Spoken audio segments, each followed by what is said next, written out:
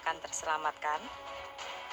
Dari catatan sejarah, kita menemukan bahwa wabah atau pandemi menargetkan sekelompok orang tertentu dan mereka yang ditargetkan tidak bisa melarikan diri. 3 wabah besar di Romawi kuno yang menimpa mereka yang menganiaya kaum Nasrani.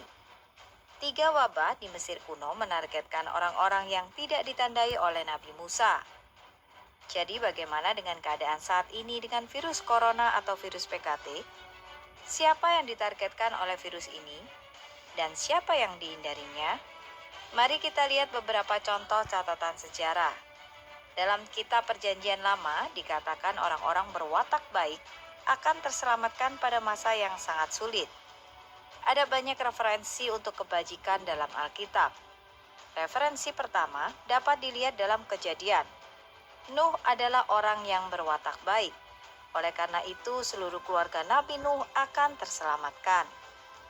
Tuhan memerintahkan mereka untuk membangun sebuah bahtera, dan ketika banjir besar menerjang, mereka akan selamat melewati bencana. Alkitab menyebutkan kembali mengenai kebajikan ketika Tuhan berkehendak untuk menghancurkan kota-kota yang penuh kejahatan, Sodom dan Gomora. Nabi Ibrahim memohon ampunan kepada Tuhan. Seandainya ada 50 orang baik di dalam kota itu, akankah engkau akan menghancurkan semua dan tidak menyelamatkannya? Tuhan berkata, jika ada 50 orang baik di kota Sodom, saya akan menyelamatkan seluruh kota demi mereka. Nabi Ibrahim terus memohon kepada Tuhan, memohon agar jumlah orang-orang baik yang terselamatkan bisa dikurangi menjadi 45, 40, 30, 20, dan akhirnya 10. Tuhan mengabulkan permohonannya. Ia berkata, demi 10 orang tersebut saya tidak akan menghancurkannya. Tuhan mengirimkan 2 malaikat yang menyamar dalam wujud pemuda tampan untuk menelusuri keadaan.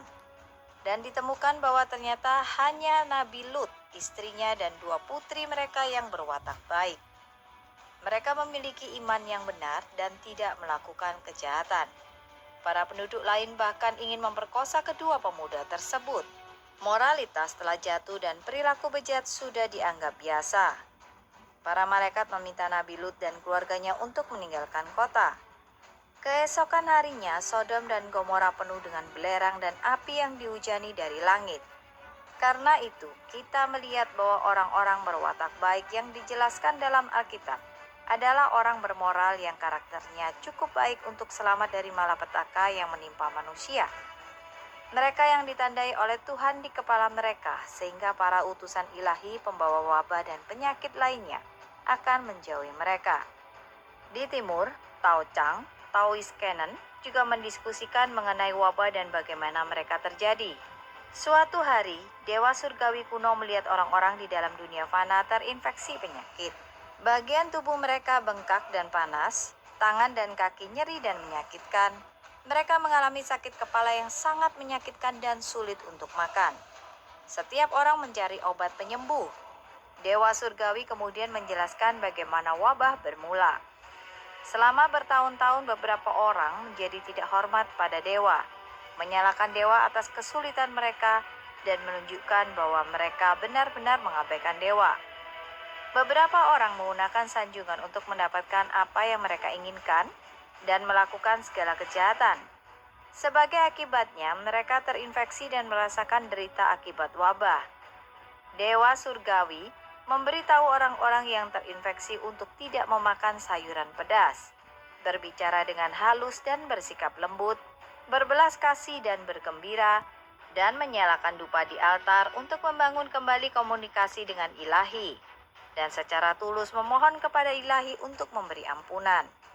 Ketika orang-orang tulus menghormati ilahi dan membaca sutra dengan hati yang murni, dewa utusan wabah akan menarik kembali wabah dan epidemi akan berakhir.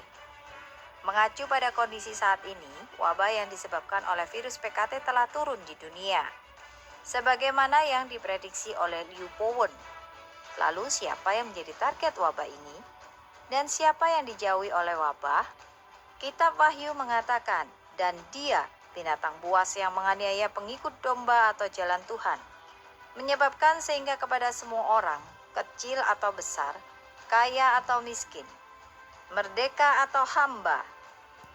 Diberi tanda pada tangan kanannya atau pada dahinya, dan bahwa tidak seorang pun dapat membeli atau menjual kecuali dia yang memiliki tanda atau nama binatang itu atau nomor namanya.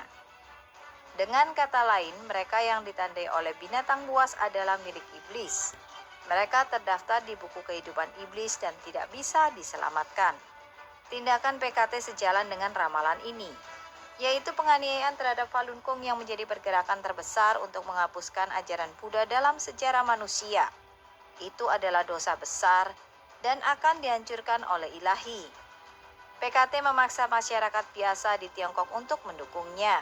Setiap orang harus berdiri bersama PKT untuk mengkritik dan menganiaya Falun Gong. Jika tidak, Anda akan merasa bersalah secara politik. Anda akan diskors tanpa dibayar, atau didiskualifikasi dari pekerjaan atau bisnis, atau bagi pelajar dikeluarkan dari sekolah. Namun ketika Anda berada di sisi PKT, tangan Anda akan ditandai. Mereka yang bergabung dengan organisasi afiliasi PKT dan berjanji untuk mengabdi pada PKT juga ditandai di dahi mereka. Tanda yang mereka bawa adalah sabit dan palu, lambang dari PKT. Mereka yang membawa tanda PKT adalah mereka yang ditargetkan oleh virus PKT. Lalu apa yang bisa kita lakukan? Dengan belas kasih terhadap mereka, ilahi telah memberikan manusia sebuah pilihan. Jika Anda menjauhkan diri Anda dari PKT, berhenti mempercayai kebohongannya dan melihat kebenaran yang ada. Berhenti dari organisasi afiliasinya. Jika Anda masih menjadi anggota, tanda pada Anda akan dihapus. Virus tidak akan menyentuh Anda, dan Anda tidak akan menjadi korban dalam pandemi ini.